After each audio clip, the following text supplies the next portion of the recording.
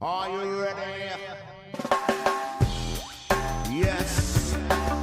Are you ready? For your left in town. This happened many years ago. I was about 10 or 11. Now I'm 22. I lived in a pretty safe area, and I, along with many other children from school, would walk home. I was tasked with ensuring my siblings and mother's now ex-boyfriend's son all got home safe.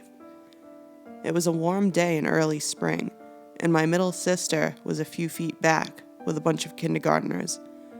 I was with a friend, her sister, my youngest sister, and the little boy I walked home.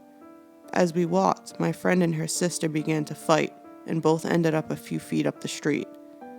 It was while I watched them fighting that I heard my middle sister shout out, "I said no!" I glanced back to see a white truck keeping stride, and I immediately positioned my body between the two kids with me. The truck started to drive down the road, but stopped at me, and I glanced up, and all I remember was acne and red hair on the driver. "Hey, it's kinda chilly. Want to ride home?" he said. "No, thank you." I responded knowing full well it was not chilly. He followed along beside us. He and his friend continued pressuring us while I shielded my sister and almost stepbrother from them. Finally, they gave up and sped forward, suddenly just stopped at my friend. Luckily, at that moment, a car started to turn the corner toward us. These guys were on the wrong side of the road and left in a hurry. The person in the car was my friend's mom on her way from a meeting with a teacher, and we all ran to her crying. She instructed me to get the kindergartners home, and I called the cops. I walked every single child home, and then my siblings, and then I booked it to the next 2 blocks, to my would-be stepbrother's house. We told his mom, and she tried calling my mom to get us. Due to no answer, she just stood outside and watched us walk home to make sure we got there. We lived a block away. Once I was home, I lost it. My mom also called the cops upon hearing the story, and my younger sister, who didn't understand sexual behavior or any of that, said, "Mom, they wanted Sarah. They kept staring at her." She pointed at my barely forming breast. I later learned they had been scouting around at the school, and luckily, because of their obvious vehicle, to this day I remember, tiny white pickup truck with skull stickers on the back window, they were found. I'm not sure what came of it all, because my mom won't talk about it. However, it was one of the freakier things that happened to me. So, creepy pedo truck clowns, let's never meet again, even though I'm too old for your taste now. When I was about 13, my parents and I moved to an old house. It was at least 90 years old. It was large and it was in pretty good condition for a house that old. I was an only child. I got the second biggest room on the second floor, and that room was huge.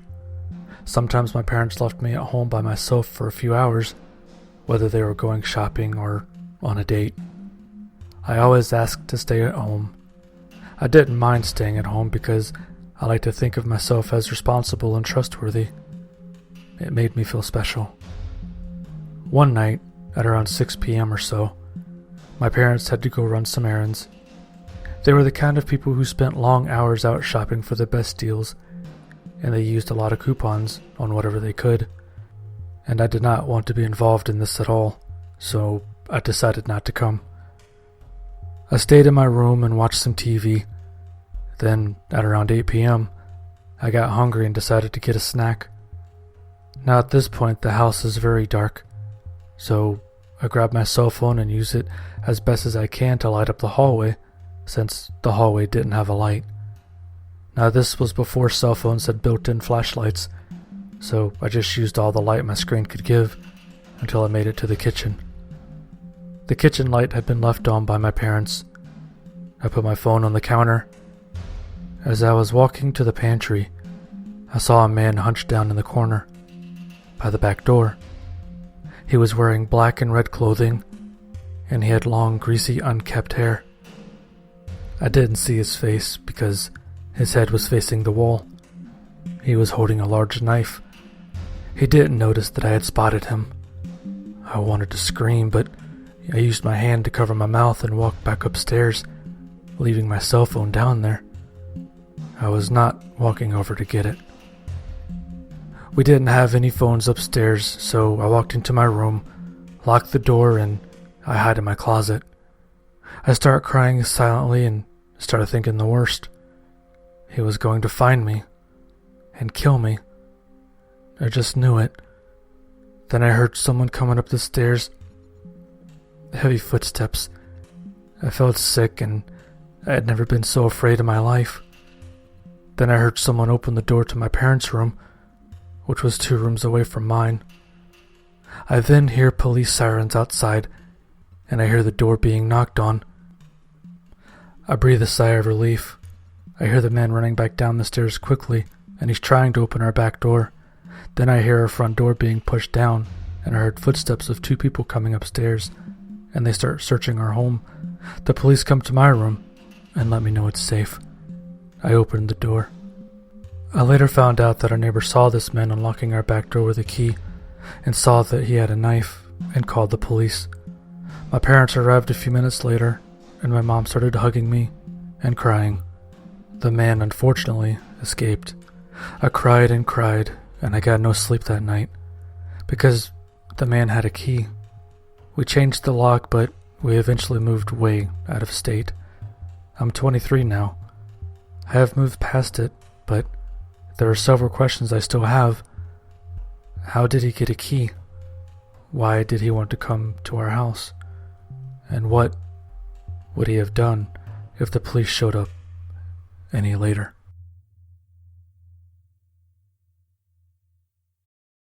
I moved to a large city days after I turned 21. I was naive, and I thought that people were nice and cared too much about other people's feelings. I have since learned much better. My building was super nice and actually had a continental breakfast during the week. One of the first few days I had moved in, I got off the elevator to go to the breakfast lounge, and I did a double take at the guy passing me. As I turned around, so did he. My double take was because he was just surprisingly really tall, at least 6'6". I now understand that he possibly misinterpreted this. Minutes later, he sat down at the main table near me and struck up a conversation. He seemed nice, and when he asked for my contact information, considering he was a man in his 40s and I was merely 21, I thought of it as a friendly gesture and had no issue giving him my phone number and email. Yes, I was naive. The breakfast encounters continued. He was charismatic and a little bit of a hippie, but very outgoing and friendly. I began to become uncomfortable, but worried about hurting his feelings. He told me he knew a relatively famous girl, who happened to also be a good friend of a close friend of mine. He said she was coming to a restaurant opening with him, and invited me to come along. I agreed. Turns out, the girl had met him once, and they were not close, and she simply thought he was a creep. However, I didn't know this at the time. Needless to say, when I showed up at the restaurant opening, he told me that last minute she couldn't make it. Let me remind you. I had very recently turned 21, therefore, I hadn't yet learned how to pace myself drinking. I ate many samples and drank too much champagne. Honestly, I had a good time. Since we lived in the same building, we shared a cab home. He ended up convincing me to go to the bar across the street, and I was wasted. I remember I really didn't like him. However, after, he somehow convinced me to come back to his apartment, and I slept with him. Mainly because I was too worried about hurting his feelings, and I hadn't really learned how to say no yet. I was so drunk I hardly remember the ordeal, but I immediately rushed out after, and I decided I'd avoid him at all costs. I texted him the next day and told him I was not in a position to be in a relationship, and changed the time that I would come to breakfast in order to avoid him. Except he ended up figuring out my schedule and would just happen to be standing outside with his friend, who smoked whereas he did not. Every single day when I got home, he would then get in the elevator with me and continuously invite me to different things, yoga, acupuncture, etc. These invites did not stop, no matter how many excuses I made. I told him that I really was not in the place for a relationship, and he said no, as friends. He ended up always being outside when I would leave the building, and I always lied to him, saying that I was running late. If he didn't see me in person, he would text me, inviting me to do something. When I had to ignore his text, he would email me. One day we got into the elevator. He had waited for me again, and he didn't get off at his floor, and rode up to mine. I went in the opposite direction of my apartment, and when he tried to talk to me, I had to make an excuse that I had to make a very important call. He left. At this point, I knew I should have been more blunt. I thought the excuses would eventually give him a hint. What I should have done? Tell him to leave me alone, and that he made me uncomfortable. What I did do? Told him that I was a victim of sexual assault and had PTSD, and really wasn't in the place to be alone with this guy. This was true. I thought he would be guilted away from the invites. Instead, he kept telling me that I needed to get over my fears and stop being a victim, etc., etc. I should have mentioned by now that I worked as a model, and earlier, when I let him talk to me, when he'd follow me down the street leaving the apartment building, he told me he runs a video production company and is working on pitching a pilot, and he would love to shoot some video with me. In the beginning, I thought this would have been cool. Later, I wanted nothing to do with the idea. After 4 to 5 months of this guy freaking me out, he started to dull down. Maybe because of winter and it being harder to wait outside, I don't know. But randomly, 7 months later after the initial contact, I got a random text from him that made my stomach drop. I missed those sexy legs. Along with a photo he had secretly taken of my legs and my feet when I was wearing a dress in the elevator. This was the push I needed to stop trying to be so nice. Before immediately ripping him a new one, I did some Google research. I wanted to see if I could find a mugshot or arrest records. However, I didn't know his last name. So instead, I Googled his email address, hoping that it would lead me to his full name.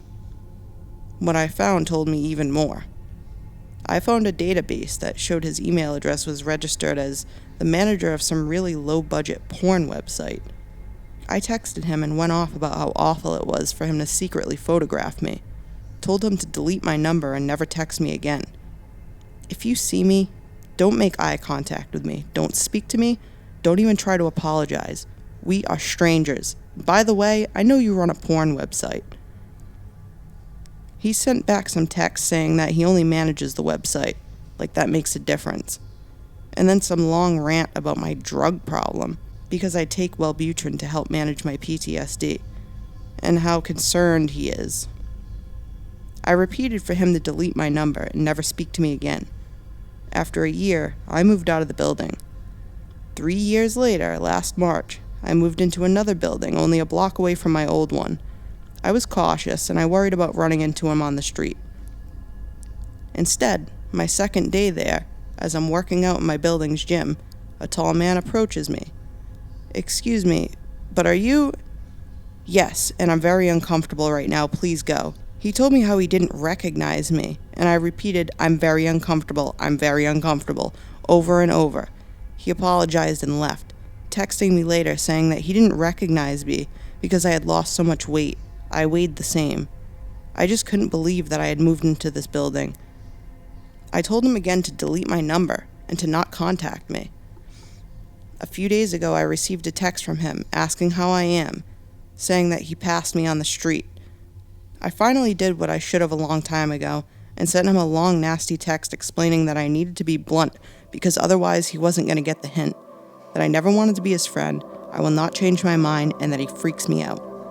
He responds saying that he knows my response is because I'm the victim and that I need to remember that he's not my attacker. This set me off. I told him, no, it's because you are a creep. I told you about that because all the excuses weren't getting the point across to you. I said how I knew he arranged his schedule back then around me, and how it freaked me out and how obsessive he was, and that I severely regretted not speaking up and going back to his apartment. He responded telling me that he's fucked more women than 1,000 men would be capable of. Congrats. I explained that he reminds me of a time in my life I'm not proud of, and finally got him to agree to ignore me and pretend that we're complete strangers. Hopefully he actually deleted my number this time. Who knows? Since we're strangers, creepy porn guy, let's not meet. I was working as the only cook shortly after high school. Looking back, everything about that job was incredibly sketchy, including the owner. Being that it was a sketchy lounge, it was open late and had some creepy clientele. So normally I didn't end up finishing with cleaning the kitchen until it was at least 2 a.m. Now the entrance to this lounge was already down a pretty sketchy street, and the dumpster was down an even sketchier alley. So every night before I left, I would take the trash down the sketchy alley, then head back inside to change my clothes and head home. I had some weird encounters with drunk patrons before, but nothing really that set me on edge. That night, though, there was a guy who was just acting odd, always watching me when I brought out food, and the bartender told me he was asking about me. I was taking out the trash, and when I turned around to make my way back out of the alley, I saw the guy standing not more than 20 feet away, asking if he could borrow my phone. I told him sorry, I don't have it on me, but there should be a phone inside for him to use. He then starts walking closer and says, "What happens if I beat you and find a phone on you? What do you think I'm gonna do to you?" I then noticed he's pulled out a small flip knife. Luckily for me, I had my chef's knife belt on me still, and pulled out my 10-inch chef knife. And even though I was terrified out of my mind, I managed to calmly say, "Mine is bigger than yours." Thankfully, when he saw the giant knife, he immediately dropped his and ran out the other way. I couldn't stop shaking. I was terrified. But when I went inside and told the bartender, she called the cops, and they came and took my statement, but nothing really came of it. I don't know what he wanted. If he was just trying to rob me for my phone or trying to rape me. But I hope I never meet him again. Because everything I've read on knife fights, there was no way I would have come out of that without serious injuries or even alive.